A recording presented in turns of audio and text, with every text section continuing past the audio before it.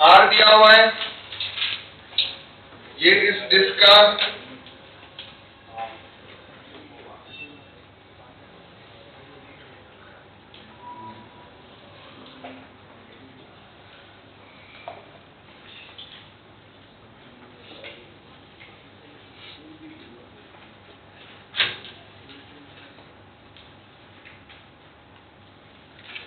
ये रहा रिंग का पार्ट और ये रेडियस इसका क्या है, आर। अब बड़े ध्यान से यहाँ पे समझना है, ये पाई है, ये आर है। अब इसके अंदर मुझे एलिमेंट यूज करना पड़ेगा। वैसे तो हमारे पास अभी सीधा फॉर्मूला आ चुका है और हमें वो फॉर्मूला ही याद रखना है, ठीक है ना, वो क्योंकि हम एग्जाम में बार बार वहां डिराइव करने नहीं बैठेंगे।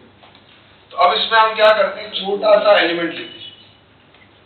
ये छोटा सा एलिमेंट लिया हमने और इस एलिमेंट को हमने क्या बोला, मान लेते हैं dx। इसका थिकनेस कितना हो गया, dx। अब यहां से यहां तक आप एंगल देखिए इसका, ये एंगल कितना हुआ, d बाई, क्लियर है। रेडियस तो उसका फिक्स ही है r, तो can I say that dx is equal to r d by, सही लिख रहा हूं मैं यहाँ पे। अब ये तो पॉइंट मास है, इसका एलिमेंट यहाँ रहने वाला है, ठीक है, और इसकी ओरिजिन से डिस्टेंस कितनी हो गई हमारे पास में, r, तो कोई कंफ्यूजन ही नहीं है। तो आप सीधा यहाँ पे अभी फॉर्मूला लिखेंगे, आपको निकालना क्या है, एक्ससीएम निकालने वाले हम, क्या निकालने वाले हैं, एक्ससीएम, एक्स कोऑर्डिनेट निकाल रहा हूं। हमें पता भी है कि ये जो लाइन मैंने बनाई है वो क्या है, मेरी axis of symmetry, axis of symmetry. तो मेरा कोऑर्डिनेट जो है वो एक्स एक्सिस पे आएगा। तो आप एक इस टाइप के क्वेश्चन में, ये जो आर्क वाले क्वेश्चन आए ना, उसमें फिक्स करो कि आप सबसे पहले जो भी आप निकालने वाले हो, यहाँ पे जो फॉर्मूला भी बनेगा वो भी किस पे लाई कर रहा होगा, एक्सिस ऑफ सिमेट्री। तो आप एक्सिस ऑफ सिमेट्री बना दिया आपने, इसका एक्स कोऑर्डिनेट चाहिए तो यहाँ से परपेंडिकुलर ड्रॉ करो, तो ये कौन सा कोऑर्डिनेट आएगा, इसका एक्स कोऑर्डिनेट। और ये एंगल कितना हुआ, मान लो यहाँ से यहाँ तक का ये एंगल हमें दिया है, ये पूरा एंगल उन्होंने क्या बोला, फाई। तो ये एंगल जो है यहाँ पे सेंटर लाइन ड्रॉ किया है, तो ये एंगल को हम थीटा बोलते हैं, क्या बोलते हैं, थीटा। अगर ये थीटा है तो ये डी थीटा, ठीक है, क्लियर हो गया यहाँ तक, कोई कंफ्यूजन इसके अंदर। तो अब यहाँ पर ये x का वैल्यू कितना होगा बताओ आपके पास में, r, इसके साथ एंगल बन रहा है तो कौन सा component, cos component, r cos theta. अब एक्ससीएम निकालो, integration of x into dm upon dm, ठीक है। अब यहाँ एक्ससीएम इक्वल टू, यहाँ रखो इसमें r cos थीटा। अब dm हमें पता है, dm हमें निकालना पड़ेगा, 1D ऑब्जेक्ट है, 1D ऑब्जेक्ट में lambda equal to dm by dx, तो dm equal to lambda into dx, और dx को क्या बोलेंगे, r इनटू d थीटा।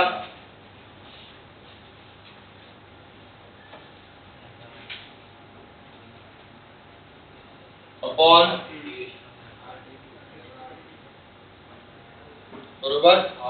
अब आप लिमिट लगाओगे, अब यहाँ से यहाँ तक पूरा कवर करना है, तो लिमिट क्या लगेगी, ये देखिए ये पॉइंट आ रहा है, इसके नीचे आ रहे हो तो ये 5 का हाफ पार्ट माइनस 5 और इधर आ रहा है प्लस 5। तो यहाँ एक्ससीएम लिखो, लैम्डा r कांस्टेंट बाहर आ गया, लिमिट लग रहा है -5/2 से -5/2 से, बस अभी कर देना इसको इंटीग्रेट होके, लैम्डा r दोनों साइड कॉमन आ गया है, r स्क्वायर कॉमन आ रहा है, इधर लैम्डा r कॉमन आ रहा है, और इधर आप सिर्फ cos थीटा को इंटीग्रेट कर रहे हो d थीटा के, -5/2 से +5/2, और इधर आप d थीटा को इंटीग्रेट कर रहे हो उससे, ये भी -5/2 से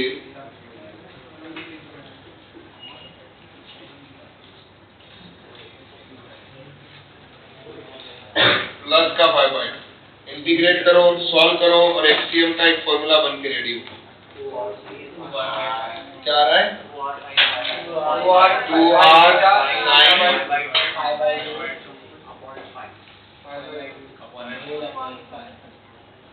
और याद रखना इसमें ये फाई जो रखोगे वो किसमें रखोगे, नीचे अकेला फाई है तो रेडियन है, लिख दो फटाफट।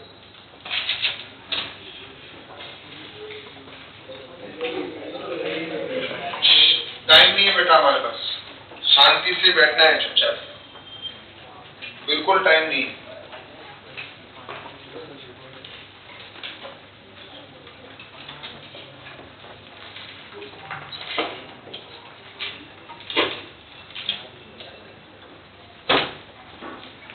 ऐसे हमारे PYQ में कई क्वेश्चन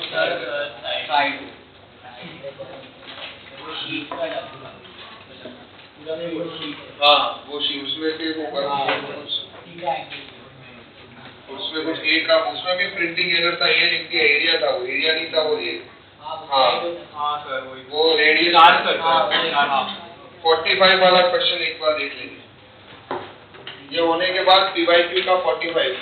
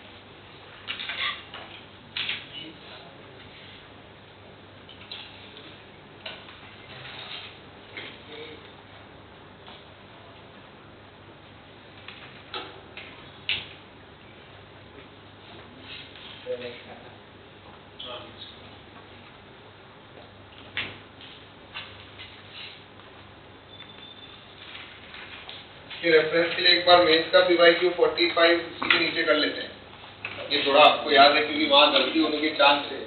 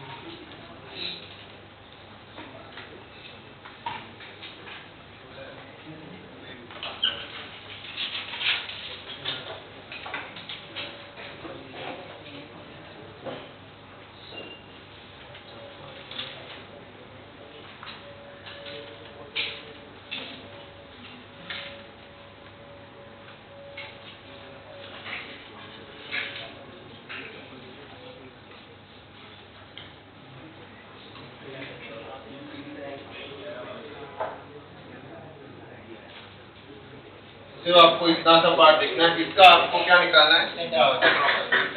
देखिए अभी फॉर्मूले याद रखो, लेकिन उसको स्मार्टली याद, समझ के याद रखो कि उन फॉर्मूले में जो आपको डिस्टेंस दिया है, वो जो आपने फॉर्मूला से पढ़ा है उसमें फॉर्मूले में इस तरह से डिस्टेंस दिया है कि भाई ये रहा एक सेक्टर दिया है, और आपने जो लाइन बनाई थी वो क्या थी, उसमें वो एक्सिस ऑफ सिमेट्री थी। क्या थी वो लाइन हमारे, एक्सिस ऑफ सिमेट्री। ये बड़ी इंपॉर्टेंट बात है, इसको समझना है, क्योंकि बहुत सारे लोगों को फॉर्मूला याद होते हुए भी वो गलत करके आए, और उस गलती में एक ऑप्शन दिया था और सबने वही टिक किया, एक्सिस ऑफ सिमेट्री।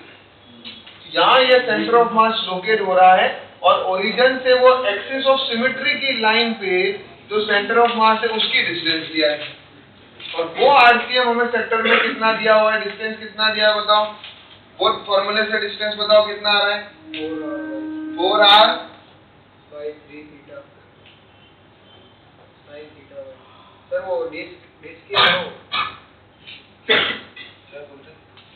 क्या फॉर्मूला देख के बोलने में भी पड़ रही है तुम लोगों को। अबे नोटबुक में सेक्टर का फॉर्मूला देखो, सेक्टर किसको बोलते हैं पता है ना, डिस्क का एक पार्ट।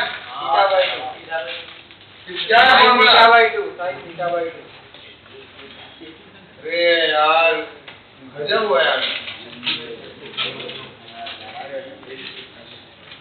ये फॉर्मूला है हमारा, उसमें थीटा जी देखो, ये पूरा एंगल है थीटा, पूरी रामायण सामने होती है फिर भी हम नहीं पहचान पा रहे क्या सीन है। बुक दे दिया हो तुम्हारे को, फिर भी तुम्हारा फॉर्मूला दे देंगे तो भी गलत कर गया हो, क्योंकि फॉर्मूला ही नहीं समझ पा रहे हैं कि ये इसमें कौन सा है। सेक्टर मतलब ये पूरा 15 यहाँ तक क्लैरिटी आ गई। अब यहाँ पे ये देखो, ये पूरा एंगल है हमारा थीटा, जो कितना होगा हमारा 90। इसमें आपको एक्सिस ऑफ सिमेट्री बनाना है, मतलब ऐसी जगह लाइन बनाओ जो उसको दो सिमेट्रिकल इक्वल पार्ट में डिवाइड करे। तो वो लाइन कौन सी होगी, ये रही लाइन, वो that is your axis of symmetry.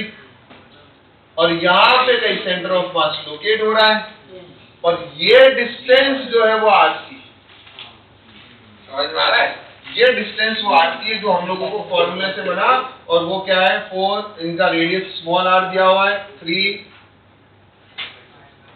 Theta को रखेंगे हम π/2, और साइन यहाँ आ रहा है 45 90/2, और तो ये कितना हो जाएगा 8r/3π इंटू 1/√2। ठीक है, बट मुझे ये नहीं पूछा, मुझे इसकी कोऑर्डिनेट्स पूछे। तो ये तेरा आरसी है, तो इसको रिजॉल्व कर, ये एंगल कितना है 45, यहाँ से तुझे ये क्या मिलेगा x कोऑर्डिनेट, ये क्या मिलेगा तुम्हें y कोऑर्डिनेट। तो xc क्या होगा तेरे पास में rc cos 45, yc क्या होगा ये rc sin 45। इसको सॉल्व किया तो हमारे को आंसर मिलेगा 4r/3π, ये भी आएगा 4r/3π। ए का वैल्यू कितना है आपका, मतलब ए यहाँ पे उन्होंने एरिया लिया वहाँ पे, उसको भी रेडियस करो, ठीक है, वो एरिया नहीं है, वो ये मतलब क्या है रेडियस है, और एक्स का वैल्यू 4 है।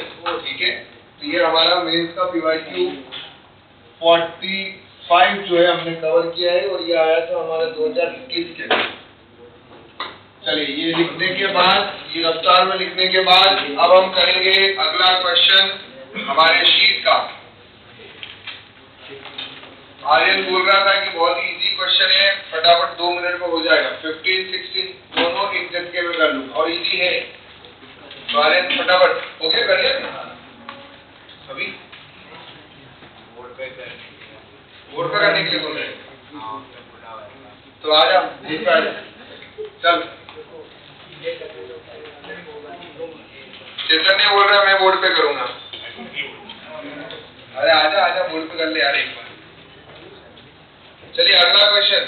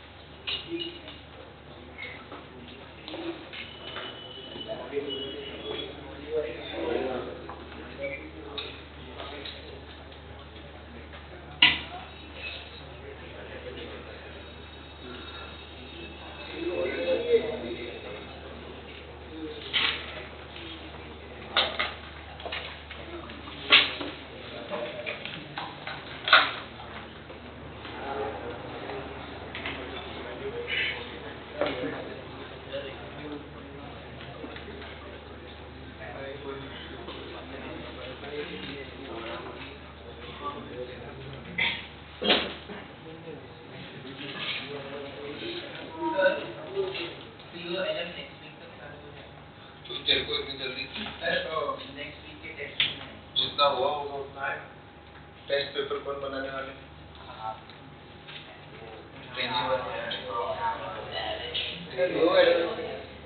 जितना होगा उतना आएगा, सिंपल सी बात है।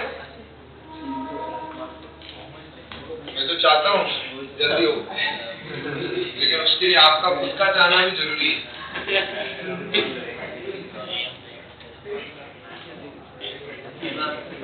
चलिए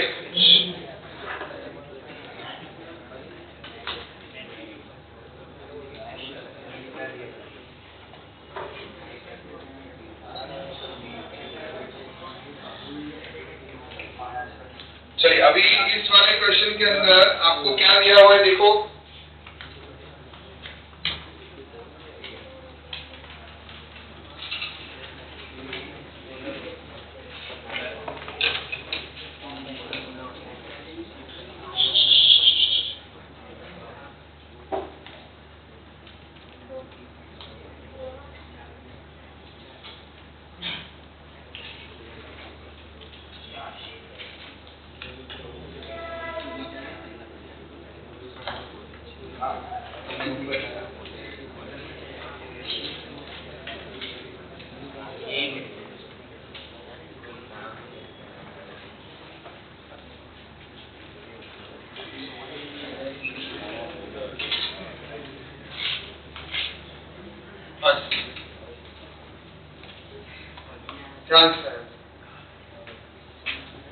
स्टाफ परफॉर्मेंस कल्पक बताओ।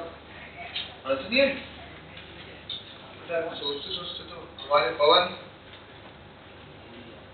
और कहा कि प्रथम किधर है बेटा? पनवेल जाना है, इसे कैसे चले गया वो तो अभी तक गांधीनगर नहीं पहुंच पाए। हाँ जी, और रिया दीदी किसी को नहीं आया? चैतन्य को आ गया, असर आ गया। अब देखिए यहाँ पर ना तो ये हमारे पास सेमी सर्कुलर बोल सकते हेमिस्फीयर भी नहीं है, ये तो कोई पैराबोलॉइड शेप है, पैराबोला है, उसको हमने सॉलिडिफाई कर दिया, मतलब उसका 3D बना दिया, तो क्या बन गया? पैराबोला। अब उस केस के अंदर, उस केस में हमें क्या करना पड़ेगा? अब यहाँ पर हमें एलिमेंट लेना पड़ेगा। क्या यहाँ रेडियस जैसा कुछ दिख रहा है कहीं ना कहीं? है ना भाई, ये इसको जब ये रेडियस बनेगी, एक डिस्क के बाद छोटी डिस्क और छोटी डिस्क, ऐसा कुछ हो रहा है। तो जब भी रेडियस जैसा हो, तो भले आदमी ने बोला था कि यार आप एलिमेंट लेते टाइम जो है अगर 3D है तो डिस्क ले, तो डिस्क ले लो, खत्म। बोला ही उस आदमी ने तो लेना है। जो एक्स्ट्रा होशियार बनने लगेंगे वो शहीद होने स्टार्ट हो जाएंगे। यहाँ एलिमेंट ले लिया, ठीक है। अब दूसरी बात, ठीक है, यहाँ तक हमें समझना है। अब यहाँ मैंने यहाँ ग्राफ में क्वेश्चन में x इक्वल टू h लिखा है, जिसको x इक्वल टू 0 लेंगे। यहाँ से यहाँ तक की ये डिस्टेंस कितनी हो गई आपकी, और इसका ये जो रेडियस है ये y एक्सिस में आ रही है। तो क्या मैं इसको y बोल के चलेगा? वही कंफ्यूजन। फिर हमें पता है कि यार ये 3D ऑब्जेक्ट है, पैराबोलाइड। हाँ जी, हाँ, तो मैंने क्या बोला? घुमा के तो वो अंदर से फॉलो होगा। सॉलिड घुमा के क्यों? सॉलिड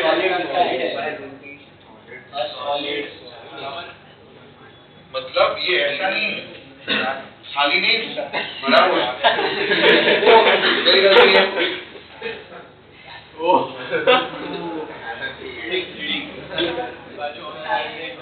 ड्राइंग नहीं करवाया अभी बराबर है?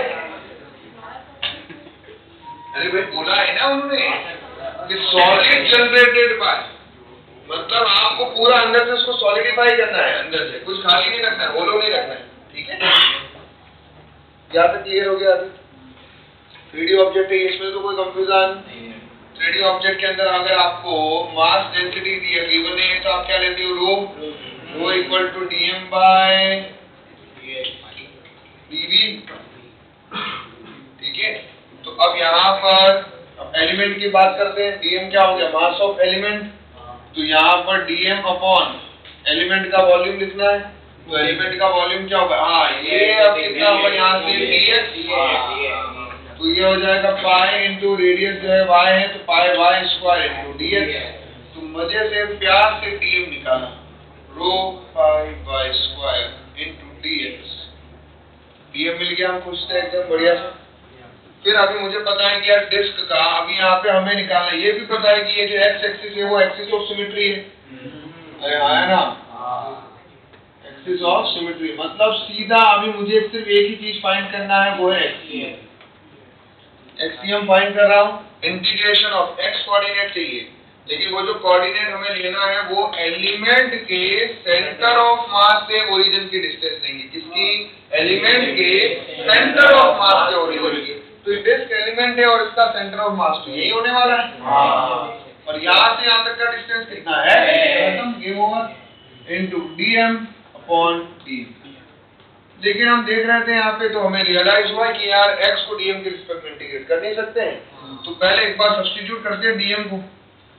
तो dm को हमने सब्स्टिट्यूट किया तो आया रो x स्क्वायर, फिर रो pi y square into dx आया, रो pi y square into dx आया। फिर देख के हमें वापस रियलाइज हुआ कि यार दो वेरिएबल हो रहे हैं x और y, और करना नहीं x के रिस्पेक्ट में, तो कहीं ना कहीं y को हमें भगाना पड़ेगा, y को x के टर्म में लाना पड़ेगा।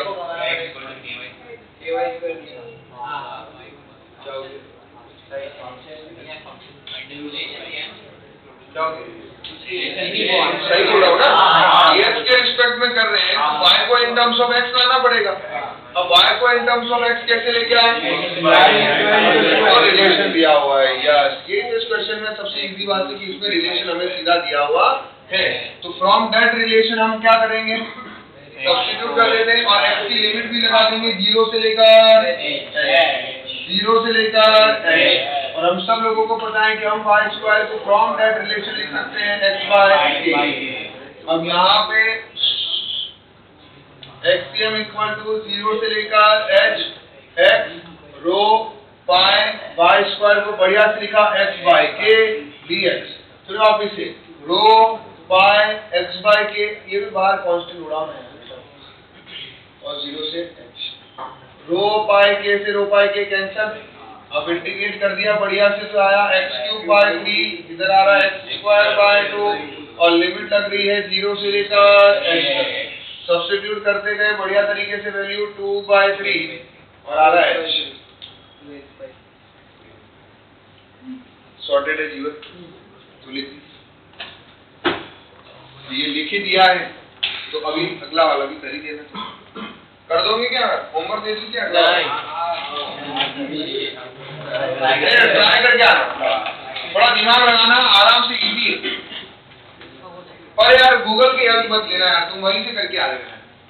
खुद सोचना, खुद दिमाग लगाना। जब तक खुद सोच के नहीं करोगे तब तक मजा नहीं आएगा। अब फाइनल आंसर मैं दे दूंगा उसका, ताकि आप के होने के बाद आप कंफर्म कर सको कि ये सही है।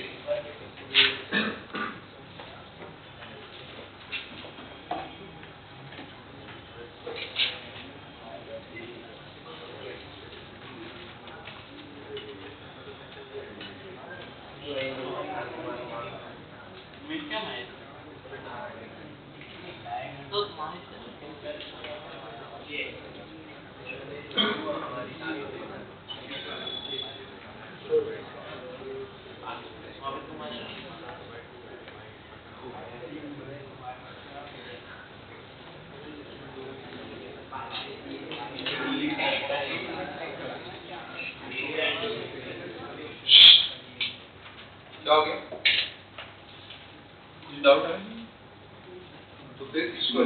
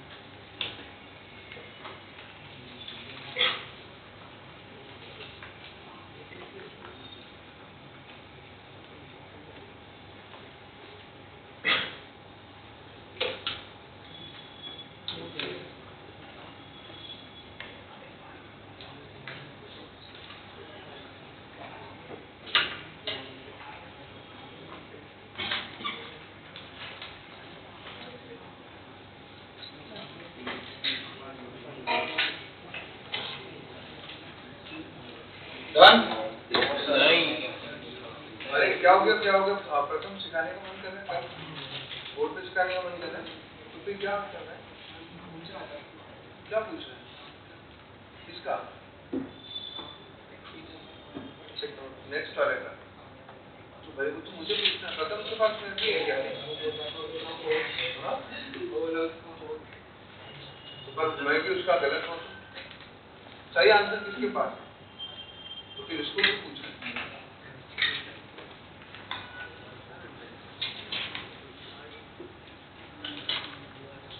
हमेशा गलत इंसान से पूछने की आदत होती है।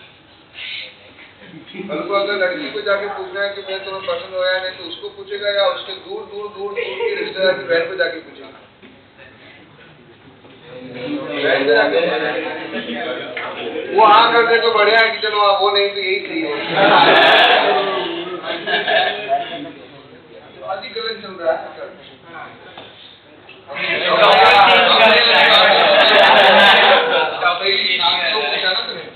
Answer is 27/40 R.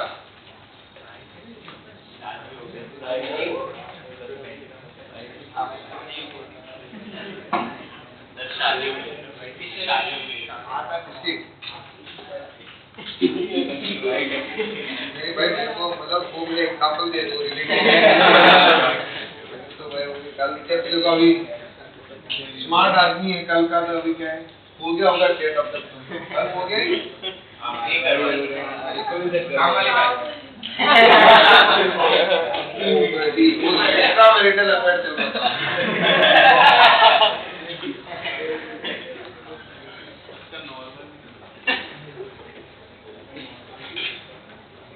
चलिए आंसर लिख दीजिए साइड में और घर पे ट्राई करके आइए, नहीं आएगा तो फिर हम अगले लेक्चर में जो है देखेंगे।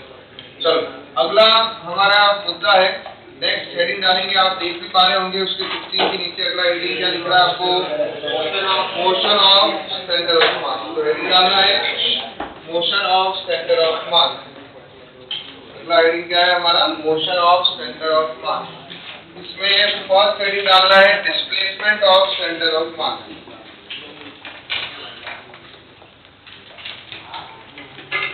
Motion of centre of mass में फर्स्ट हेडिंग डालना है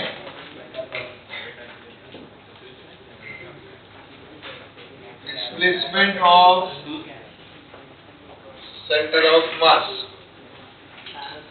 डिस्प्लेसमेंट ऑफ, इसमें फर्स्ट हेडिंग डालना है displacement of centre of mass due to displacement of particle of system. Due to displacement of particle of system.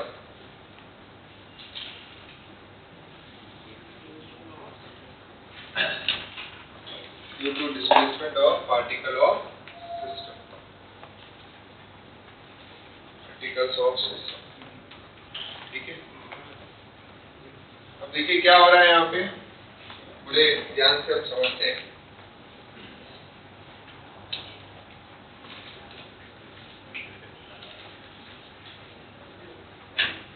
Position of particle की अगर हम बात करें यहाँ पे ध्यान से समझना, इनिशियली में अभी तक जो भी हमने निकाला है वो हमने क्या निकाला है, पोजीशन ऑफ पार्टिकल। पार्टिकल की क्या निकाली हमने, पोजीशन, और उसी पोजीशन पार्टिकल की पोजीशन की हेल्प से हमने क्या निकाला है, position of centre of mass. क्या निकाला है हमने, position of centre of mass. तो that is RCM vector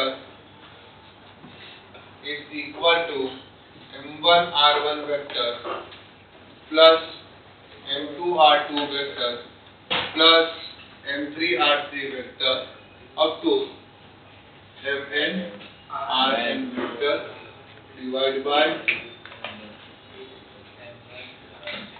M2 plus M3 up to N। अब फिर उसके बाद में क्या होगा, अगर पार्टिकल्स अपनी पोजीशन में चेंज करते हैं, पार्टिकल्स अपनी पोजीशन में चेंज करते हैं तो कहीं ना कहीं हमारे सेंटर ऑफ मास की भी पोजीशन में चेंज होने की चांसेस है। तो अगर आपके पास में डिस्प्लेसमेंट ऑफ पार्टिकल, अगर आप चेंज इन पोजीशन क्या देगा आपको, डिस्प्लेसमेंट ऑफ सेंटर ऑफ मास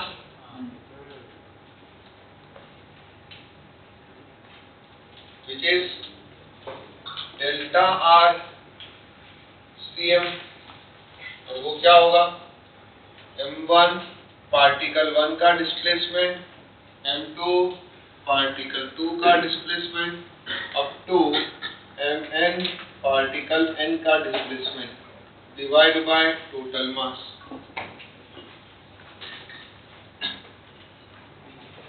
फिर आपको डिस्प्लेसमेंट मिल गया, वेलोसिटी निकालना है। क्या निकालना है? वेलोसिटी।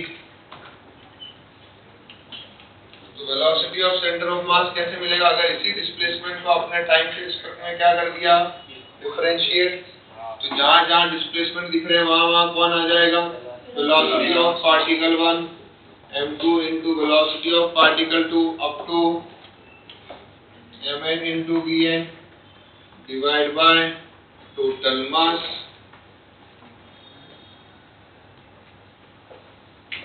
क्लियर? फिर अगर मुझे निकालना है यहीं से, अगर आप चाहे तो ये टोटल मास जो दिख रहा है, अगर ये टोटल मास को m टोटल इसको अगर आप VCM से मल्टीप्लाई कर दें तो ये क्या बन जाएगा हमारे पास? m1 v1 vector plus particle 2 का linear momentum up to particle n का लीनियर मोमेंटम। और ये जो मिला हमें, ये क्या मिला? Net linear momentum of the system.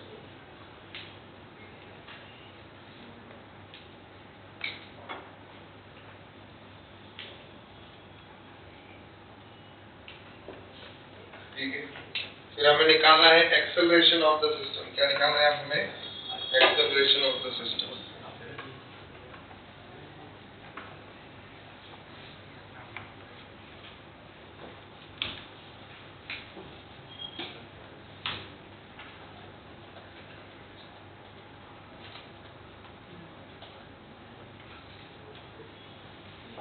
Acceleration of centre of मास निकालना है, तो सेम वे में वेलोसिटी को डिफरेंशिएट करोगे तो क्या मिलेगा? ACM m1 into पार्टिकल 1 का एक्सेलरेशन, m2 into पार्टिकल 2 का एक्सेलरेशन अप टू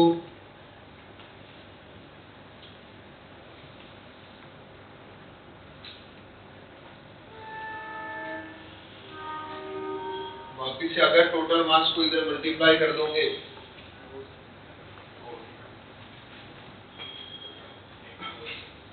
ये जो हमें मिलेगा, ये मिलेगा हमें F एक्सटर्नल। क्या मिलेगा ये हमें? Net F external force. कौन सा मिल रहा है ये हमें?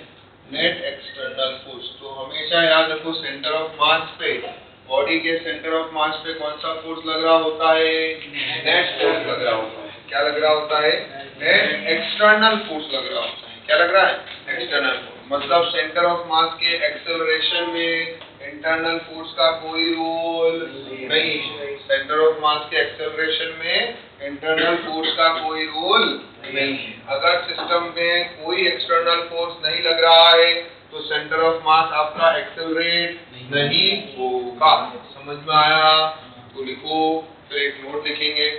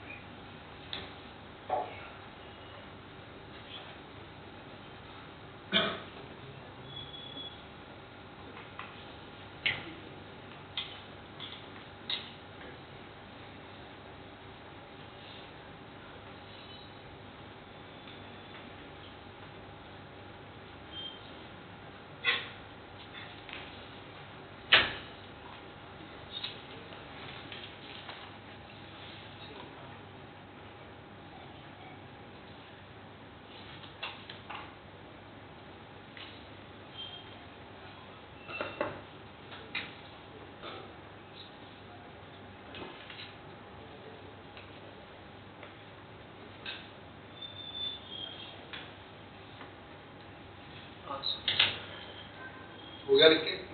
हो सर।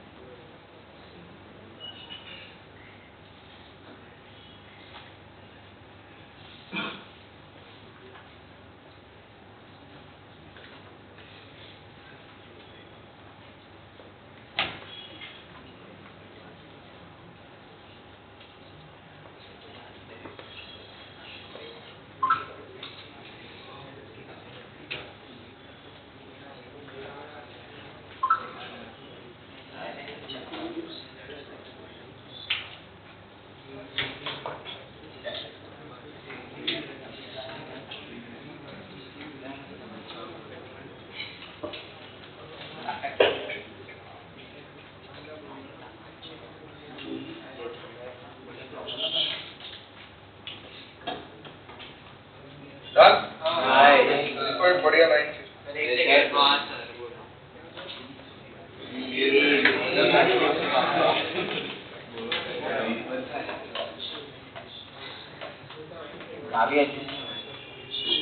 शांत बैठना है।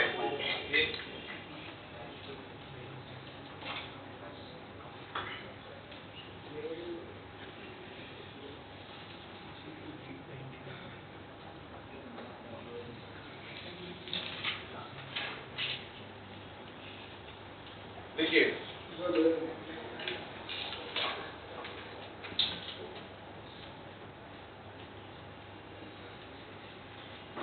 आप सेंटर ऑफ मास पे एक पीडीएफ भेजता हूँ सॉल्व करने, ठीक है? इसके अलावा जो है थोड़े और क्वेश्चन सॉल्व करना है कि अभी अपन ने मॉड्यूल में जो थे वो अपन ने अभी के लिए तो मार्क कर दिए। अब मोशन ऑफ सेंटर ऑफ मास थोड़े और एक्स्ट्रा क्वेश्चन भेजता हूँ। चलिए देखिए प्यारे भाइयों और उनकी बहनों, अगला पॉइंट लिखेंगे हम लोग। एफ एक्सटर्नल का मतलब क्या है? Sum of all external forces. तो लिखेंगे F external is the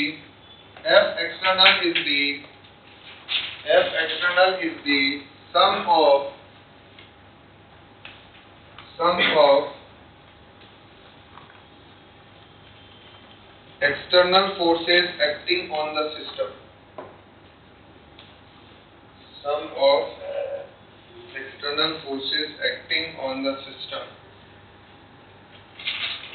Sum of external forces acting on the system. The internal forces which the particle exert on each other. The internal forces which the particle exert on each other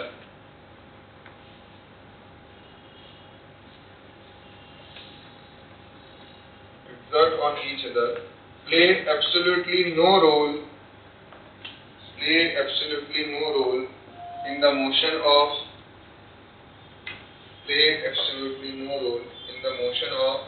center of mass.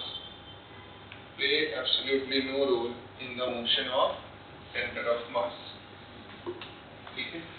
हम यहाँ एक बढ़िया सा case लिखते हैं। If external force जो है, net external force जो है वो जीरो है, अगर वो जीरो होगा तो कौन ज्यादा बात कर रहा है? एसीएम भी जीरो होगा। एसीएम भी क्या उठाया, वहां बैठा है मैंने। हाँ मुझे पता है, वहाँ बैठा है, मैं वही बोल रहा हूँ, वहाँ बैठा है बेचारे, वो नहीं बात कर रहा, उसका ही नाम लेना पड़ा। तू लिया बेटा आपने उसका नाम? मुझे अभी मेरा भी आवाज आ रहा है। ACM equal to zero. अगर एसीएम जीरो है, acceleration of centre of mass हमारा जीरो है, तो यहाँ दो पॉसिबिलिटी हमारे लिए बन सकती है। पहली पॉसिबिलिटी क्या होगी कि इनिशियली में अगर पूरा सिस्टम रेस्ट पे है, इनिशियली में if all particles are rest,